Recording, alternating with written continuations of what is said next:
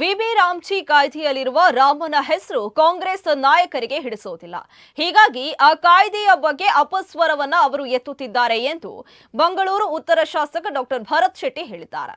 ಈ ಹಿಂದೆ ಇದ್ದ ನರೇಗಾ ಕಾಯ್ದೆಯಿಂದ ಸಾಕಷ್ಟು ಲೂಟಿ ನಡೆದಿತ್ತು. ವಿಬಿ ರಾಮ್ಜಿ ಕಾಯ್ದೆಯು ಉದ್ಯೋಗ ಖಾತ್ರಿಯನ್ನ ಮಾಡಲಿದೆ. ಇಂತಹ ಕಾನೂನಿನ ವಿರುದ್ಧ ಸುಳ್ಯದಿಂದ ಮುಲ್ಕಿಯವರೆಗೆ ಪಾದಯಾತ್ರೆಯನ್ನ ಕಾಂಗ್ರೆಸ್ ನಡೆಸಿತು. ಆದ್ರೆ ಅದರಲ್ಲಿ ಬೆರಳೆಣಿಕೆಯ ಕಾರ್ಯಕರ್ತರು ಅಷ್ಟೇ ಎಂದವರು ಟೀಕಿಸಿದ್ರು. ಆ ಪಾದಯಾತ್ರೆಯಿಂದ ಕಾಯ್ದೆಯ ಬದಲಾವಣೆ ಸಾಧ್ಯ ಇಲ್ಲ ಎಂದು ಶಾಸಕ ಡಾಕ್ಟರ್ ಶೆಟ್ಟಿ ಅಭಿಪ್ರಾಯಪಟ್ಟಿದ್ದಾರೆ.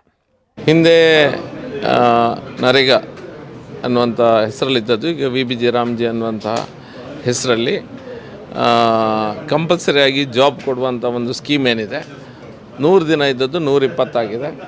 ಅದು ಹಲವಾರು ಬದಲಾವಣೆಗಳು, ಸಣ್ಣ ಸಣ್ಣ ಬದಲಾವಣೆಗಳನ್ನು ಕೇಂದ್ರ ಸರ್ಕಾರ ಮಾಡಿ ಹೊಸ ಆ್ಯಕ್ಟನ್ನು ಮಾಡಿದೆ. ಇದರ ವಿರುದ್ಧ ಕಾಂಗ್ರೆಸ್ನವರು ದಕ್ಷಿಣ ಕನ್ನಡ ಜಿಲ್ಲೆಯಲ್ಲಿ ಸುಳ್ಳೆಯಿಂದ ಮುಲ್ಕಿವರೆಗೆ ಅನ್ನುವಂಥ ಏನೋ ಪಾದಯಾತ್ರೆಯನ್ನು ಮಾಡಿದ್ದಾರೆ. ಯಾಕೆ ಪಾದಯಾತ್ರೆ ಮಾಡಿದ್ದಾರೆ ಅವರಿಗೂ ಗೊತ್ತಿರಲಿಕ್ಕಿಲ್ಲ. ಏನೋ ಅವರದ್ದೊಂದು ಪ್ರತಿಭಟನೆ ಏನಂತ ಹೇಳಿದರೆ ಹೆಸರನ್ನು ಚೇಂಜ್ ಮಾಡ್ಬೋದು, ಅದೇ ಹೆಸರಿರಬೇಕು, ಇದೇ ಹೆಸರಿರಬೇಕು ಅನ್ನುವಂಥ ಏನೋ ಅಲ್ಲೋ ರಾಮ್ಜಿ ಅನ್ನುವಂಥ ಹೆಸರು ಬಂದಿದೆ, ರಾಮನ ಹೆಸರು ಬರಬಾರ್ದು ಅನ್ನೋದು ಅವರದ್ದು ಒಂದು ಹೋರಾಟ. ಎರಡನೇದಾಗಿ ಹಿಂದಿನ ನರೇಗಾದಲ್ಲಿ ಏನಿದೆ ಅದರಲ್ಲಿ ದೊಡ್ಡದಾಗಿ ಮೋಸ ಮಾಡಲಿಕ್ಕೆ ಅವಕಾಶ ಇದೆ. ದೊಡ್ಡ ರೀತಿಯಲ್ಲಿ ದೊಡ್ಡ ಸ್ಕ್ಯಾಮ್ಗಳಾಗಿದೆ. ಯಾರ್ಯಾರ ಜಾಬ್ ಕಾರ್ಡ್ ಹೆಸರಲ್ಲಿ ನೂರಾರು ಕೋಟಿ ಸ್ಕ್ಯಾಮ್ ಮಾಡಿದ್ದು ಕರ್ನಾಟಕದಲ್ಲೇ ನೋಡಿದ್ದೇವೆ. ಕೆಲವು ಪಂಚಾಯತ್ಗಳಲ್ಲಿ 100 ಕೋಟಿ ಸ್ಕ್ಯಾಮ್ ಆಗಿದೆ.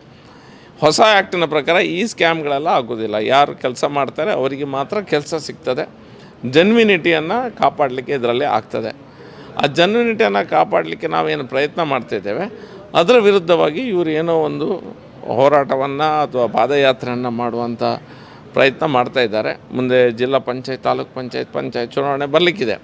ಎಲ್ಲೋ ಒಂದು ಕಡೆ ಜನರ ಮನಸ್ಸಿನಲ್ಲಿ ತಪ್ಪು ಕಲ್ಪನೆ ಹಾಕುವಂಥ ಪ್ರಯತ್ನವನ್ನು ಸರ್ಕಾರ ಮಾಡ್ತಾಯಿದೆ. ಸರ್ಕಾರ ಅಂದರೆ ಈಗಿನ ಕರ್ನಾಟಕದ ರಾಜ್ಯ ಸರ್ಕಾರ ಪ್ರೇರಿತವಾಗಿ ಮಾಡ್ತಾಯಿದೆ. ಇದು ಅವರ ದುಡ್ಡನ್ನು ಪೋಲ್ ಮಾಡ್ತಾಯಿದ್ದಾರೆ, ಅಡ್ವರ್ಟೈಸ್ಮೆಂಟ್ಸ್ ಕೊಡ್ತಾಯಿದ್ದಾರೆ, ದೊಡ್ಡ ರೀತಿಯಲ್ಲಿ ಅದಕ್ಕೊಂದು ಖರ್ಚು ಮಾಡ್ತಾಯಿದ್ದಾರೆ. ಯಾಕಂತೇಳಿದ್ರೆ ಅವರಿಗೆ ಭ್ರಷ್ಟಾಚಾರ ಮಾಡಲಿಕ್ಕೆ ಒಂದು ದಾರಿ ಇದ್ದದ್ದೇ ನರೇಗಾದ ಮೂಲಕ ಅವರು ಭ್ರಷ್ಟಾಚಾರ ಮಾಡುವಂಥ ಒಂದು ವ್ಯವಸ್ಥೆ ಇತ್ತು. ಅದಕ್ಕೆ ಈಗ ಕಡಿವಾಣ ಬೀಳ್ತದೆ ಅನ್ನುವಂಥ ಕಾರಣಕ್ಕಾಗಿ